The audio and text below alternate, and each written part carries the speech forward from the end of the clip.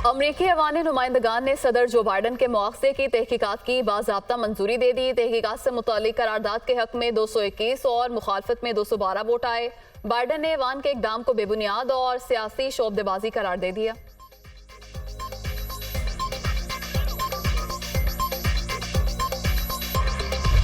गजा में इसराइल के जंगी जराइम अरूज पर 2 सहाफियों समेत मजीद 200 से ज्यादा फलस्तीनियों को शहीद कर दिया। अस्पतालों का मुहासरा बरकरार। कमाल उद्वान अस्पताल के बच्चा वार्ड पर फायरिंग। इसराइली फौज ने टैंकों और बुलडोजर से जबालिया के कब्रिस्तान को भी रौंद डाला। सैकड़ों कब्रें मिस्मार कर दी गईं। शोहदा की तादाद 18,682 हो गई। 50,000 से ज्यादा जख्मी। इसराइली वज़ीर आज़म का जंगी जुनून। आलमी दबाव के बावजूद जंग जारी रखने का ऐलान। इसराइली वज़ीर खारजा भी नेतन्याहू के हमनवा कहते हैं आलमी हिमायत के बगैर भी हमास के खिलाफ जंग जारी रहेगी। इस मरहले पर जंग बंदी हमास के लिए तोहफा होगी। नहीं चाहते कि ये खतरा इसराइलियों के सरों पर मंडलाता रहे।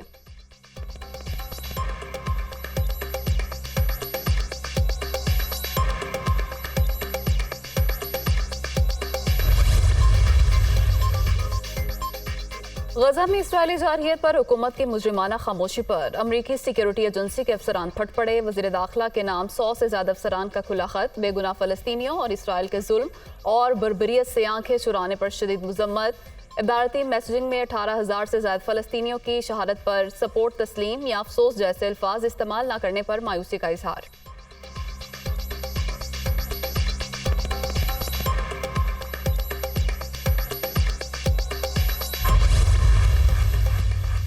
अल-कस्साम ब्रिगेड्स के साथ झड़पों में इसराइल को भारी जानी नुकसान। शुजाइया और खान यूनिस में लड़ाई के दौरान 15 इसराइली फौजी मारे गए। इसराइल ने हलाकतों की तस्दीक कर दी। हलाक होने वालों में गोलानी ब्रिगेड का कमांडर, एक लेफ्टिनेंट कर्नल, 3 मेजर और 1 कैप्टन भी शामिल।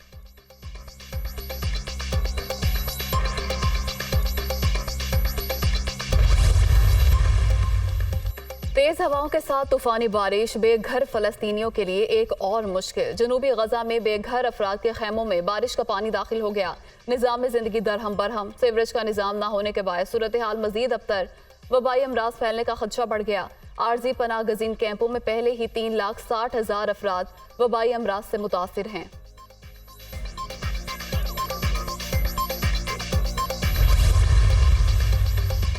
लाहौर हाईकोर्ट का बड़ा फैसला। जस्टिस अली बाकर नजफी ने आम इंतखाबात एग्जीक्यूटिव से करवाने का इलेक्शन कमीशन का नोटिफिकेशन मुअत्तल कर दिया। पंजाब में इंतखाबात एग्जीक्यूटिव से करवाने के खिलाफ दरखास्तों पर लार्जर बेंच तश्कील देने की सिफारिश जस्टिस अली बाकर नजफी ने फाइल चीफ जस्टिस काजी फायज ईसा को इरसाल कर दी। फैसले में कहा गया है कि इलेक्शन कराने पर गरीब कौम के अरबों रुपए लगते हैं। अगर बड़ी सियासी जमातें इलेक्शन नताइज तस्लीम ना करें तो कौम का पैसा जाया होगा। शफाफ इंतखाबात को हकीकत में बदलने के लिए उम्मीदवारों और वोटर्स को यकसा मौके फराहम करने हैं। मौजूदा सूरत हाल में आम इंतखाबात से मतलूबा नताइज हासिल नहीं हो सकते। जस्टिस अली बाकर नजफी ने तहरीक इंसाफ की दरख्वास्त पर महफूज फैसला सुनाया।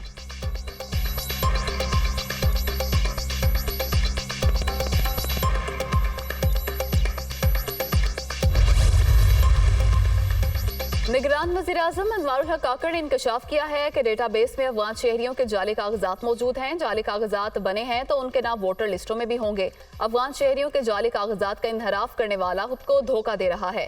साबिक सदर आसिफ जरदारी की जानिब से उठाए गए इस नुक्ते में वजन है जिस पर इदारों को देखना चाहिए। सब जानते हैं कि अफगान सरजमीन से दहशत गर्दी की कार्रवाइयां हो रही हैं, लेकिन अफसोस है कि अफगान हुकूमत की जानिब से ताउन पाकिस्तान की उम्मीदों से बहुत कम है। अनवारुल हक काकड़ का इंटरव्यू।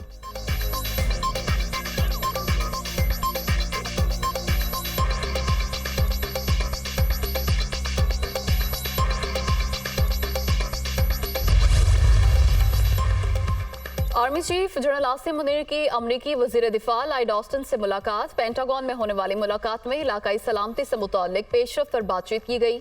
2 तरफा दिफाई ताउन के मुमकिन शोबों पर तबादला ख्याल भी किया गया।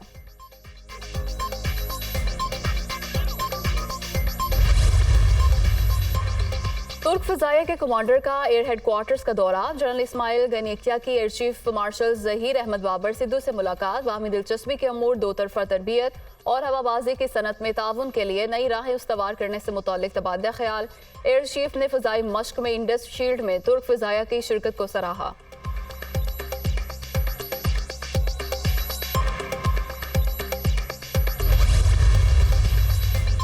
लाहौर हाईकोर्ट ने मीडिया को जेर हिरासत मुल्जिमान के इंटरव्यू करने से रोक दिया। जैसे बात करने की आज़ादी है वैसे ही खामोश रहने की भी आज़ादी है। क्या एक मुल्जिम की इजाज़त के बगैर उसका इंटरव्यू किया जा सकता है? अदालत का इस्तफसार, इजाज़त के बगैर इंटरव्यू नहीं किया जा सकता। सरकारी वकील का जवाब, प्रोसिक्यूशन का अमल इंतहाई हसास और निजी है। 90% इंटरव्यूज में जुराइम का एतराफ़ किया जाता है और पुलिस की इजाज़त से ये सब कुछ होता है। अदालत ने अगली समात पर पैमरा के सीनियर अफसरान को भी अदालत तलब कर लिया।